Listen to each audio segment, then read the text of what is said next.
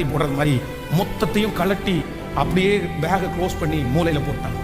அவங்க அப்பா சாதாரணமான ஒரு வெல்டர். அவர் இந்த ட்ரெஸ் ஒர்க்கெல்லாம் பண்றவர் தான் அவருடைய வேலை. எல்லாத்தையும் தூக்கி போட்டுட்டு ஐஏஎஸ் எக்ஸாம் எழுதின ஒரு வாலிப பையன் அவங்க அப்பா கூட சேர்ந்து வெல்டிங் மிஷினை தூக்கிட்டு வெல்டிங் பண்றதுக்கு ஆரம்பிச்சிட்டான். நிறைய இடத்துல அவன் மேல நின்றுட்டு சீட்ல ஸ்க்ரூ அடிக்கும் போது அவ்வளோ வருத்தமா இருக்கும், வெளியே சொல்லவே முடியாது. ஆனா அவன் ஸ்க்ரூ அடிப்பான். ஆனா 3 வருஷம் ஐஏஎஸ் எக்ஸாம் எழுதி ஃபெயிலியர் ஆகி நிற்கிறான்.